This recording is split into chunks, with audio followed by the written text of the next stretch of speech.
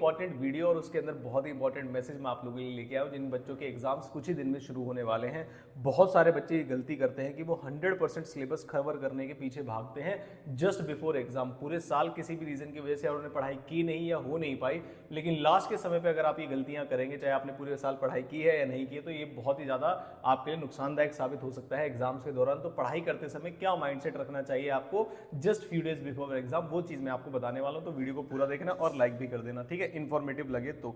सबसे पहली चीज़ आती है, स्पेशली मैं जो सब्जेक्ट्स लिख रहा हूँ आपके लिए उन पे ध्यान दीजिएगा। जैसे अगर आप ग्रुप 1 या ग्रुप 2 के स्टूडेंट, अगर आपने मान लीजिए कॉस्ट है, कॉस्टिंग के अंदर कोई चैप्टर आपने छोड़ दिया, लेट्स से सर्विस कॉस्टिंग या कोई भी कॉस्टिंग वाला या प्रोसेस कॉस्टिंग, बड़ा कोई चैप्टर छोड़ दिया, तो अगर आपने कंप्लीटली उस चैप्टर को छोड़ा हुआ है तो आई विल नॉट सजेस्ट कि लास्ट टाइम पे आप उसे पढ़िए या करिए, क्योंकि वो ट्रिकी चैप्टर्स होते हैं। ईजी चैप्टर होता है तो चलो मान भी ले, लेकिन कॉस्टिंग के अंदर अगर आपने कोई चैप्टर छोड़ा होगा तो डिफिकल्ट वाला ही छोड़ा होगा। फॉर एग्जाम्पल स्टैंडर्ड कॉस्टिंग बहुत सारे बच्चे छोड़ देते हैं। लास्ट के समय पे अगर आप उसे पढ़ के जाएंगे तो it will be of no use कि एग्जाम में आप उसे उसका क्वेश्चन सॉल्व कर देंगे, क्योंकि वो बिल्कुल डिफरेंट कंसेप्ट है और बिल्कुल नई चीजें आती है। ऐसे ही आपने अगर जीएसटी में कोई चैप्टर मान लीजिए छोड़ा हुआ है आपने, तो ऐसा मत मान के चलिएगा कि जो चैप्टर आपने छोड़ा हुआ है उसी में से पेपर में आएगा या पूरा पेपर उसी से आएगा। पेपर में भाई ऑप्शंस होते हैं। कई बार लास्ट में बच्चे पैनिक कर जाते हैं कि मेरे 2 चैप्टर बच गए, मेरे 1 चैप्टर बच गए, मेरे 3 चैप्टर बच गए। पूरे सिलेबस में अगर आपके मान लीजिए 10 से 15 चैप्टर है और आपके 1-2 चैप्टर नहीं भी होते हैं, तब भी आप पेपर को पूरा 100% कंप्लीट कर पाएंगे और कोई भी प्रॉब्लम आपको नहीं आएगी। और ऐसा नहीं है कि आपने सारे चैप्टर्स कवर कर लिए तो गारंटी आप उसी का क्वेश्चन सॉल्व कर देंगे। It is better to focus on less and get the best out of it. मतलब आप कम से कम चैप्टर पढ़ेंगे, मतलब 1-2 चैप्टर अगर आपके छूट रहे हैं तो छूट जाने दो, लेकिन कसम खा लेना कि जो चैप्टर मैं कवर करके जा रहा हूं उसमें से क्वेश्चन कहीं से भी आ जाए, मैं क्या नाम है उस चैप्टर को कर दूंगा। बहुत सारी थ्योरी होती है कि सर 100% सिलेबस कवर करके जाना चाहिए, कुछ नहीं छोड़ना चाहिए, वो सब बातें कहने के लिए अच्छी होती हैं। प्रैक्टिकली जब आप पढ़ाई करते हैं तो ऐसा भी हो सकता है कि एग्जाम्स में जो रिवीजन के लिए डेज बचेंगे आपके पास, उतना समय बचे ही ना कि आप सारे चैप्टर्स रिवाइज करके जाएं। तो उससे जस्ट 5 से 10 दिन पहले अगर आप पैनिक कर रहे हैं कि मेरा 100% सिलेबस कंप्लीट नहीं है और आपको पेपर में प्रॉब्लम हो सकती है, तो मैं आपको बता दूं, अगर आपके 1-2 चैप्टर कंप्लीट नहीं है तो आपको पेपर में पास होने के लिए और इवन एग्जामिशन लाने के लिए, क्योंकि एक इंस्टीट्यूट ये कहता है कि हम आपका अराउंड 120 मार्क्स का पेपर लेंगे, जिसमें से 60 नंबर लाने पर, स्पेशली इंटरमीडिएट की बात कर रहा हूं मैं, 60 नंबर लाने पर आप एग्जेम्प्ट हो जाते हैं। मतलब वो ये कहते हैं कि आपको दोबारा ये पेपर देने की जरूरत नहीं है इनकेस आपका पूरा ग्रुप नहीं निकला, यानी कि आपको ये वाला सब्जेक्ट आता है। तो अब आप देख लीजिए, क्या सिर्फ 120 नंबर का पेपर जो पूरा आपको आता हो तभी 60 नंबर लाना पॉसिबल है, या 90 या 80 का पेपर अच्छे से अटेम्प्ट करके भी 60 नंबर लाना पॉसिबल है? ये आपका जवाब जो है वो आपको देना है कि कम से कम अगर आप टेंशन लेंगे, कम से कम पैनिक सिचुएशन में आएंगे और बिल्कुल फोकस स्टडी करेंगे। एबीसी एनालिसिस, स्पेशली मैं आपको बता दूं, हर चैप्टर के एबीसी एनालिसिस होते हैं, ठीक है।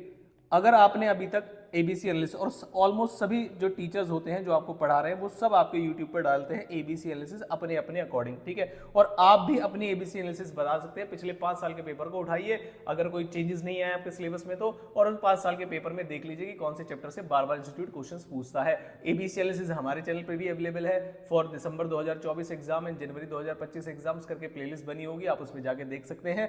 एबीसी एनालिसिस हमने भी डाले हुए हैं, या किसी और टीचर की देखनी है तो उसमें डालिए, और कोशिश करिए कि ए बी सी में से एटलीस्ट ए और बी एनालिसिस के आपके सारे चैप्टर्स कवर्ड हो। और मैं फिर से बता दूं, मान लीजिए ए कैटेगरी में किसी टीचर ने या मैंने एक चैप्टर लिखा हुआ है और आपको वो चैप्टर नहीं आता, तो फिर भी पैनिक करने की जरूरत नहीं है। आप सी कैटेगरी के या बी कैटेगरी के, अगर आपको 2 चैप्टर एक्स्ट्रा आते हैं और एक चैप्टर जो ज्यादा इंपॉर्टेंट है वो नहीं आता, तो आपको कोई भी टेंशन लेने की जरूरत नहीं है। लेकिन बच्चे, अगर आप ग्रुप 2 के बच्चे हैं और मैनेजमेंट अकाउंटिंग चैप्टर पढ़ते हैं, तो आपके लिए अलग से बिल्कुल स्ट्रेटजी है। मैंने वीडियो अपलोड कर रखी है, आप देख लीजिएगा। नहीं मिले तो कमेंट बॉक्स में कमेंट करके बता देना, मैं आपके कमेंट के रिस्पॉन्ड में वो वाली वीडियो डाल दूंगा। तो आई होप आपको ये बात समझ में आती होगी कि पूरा सिलेबस पढ़ के ही सारे तीर नहीं मारे जाते। आप कम सिलेबस 1-2 चैप्टर कम पढ़कर भी बढ़िया परफॉर्मेंस दे सकते हैं एग्जाम में, प्रोवाइडेड आप पॉजिटिव माइंडसेट के साथ तैयारी करें और जितना हो सके बस उतना पढ़ के दे दीजिए। और अगर किसी बच्चे के माइंड में ये आ रहा है कि सर मैं नहीं दूं इस बार, अगली बार बेस्ट तैयारी हो जाएगी, तो भाई कभी भी अगली बार कोई भी बेस्ट तैयारी नहीं होगी।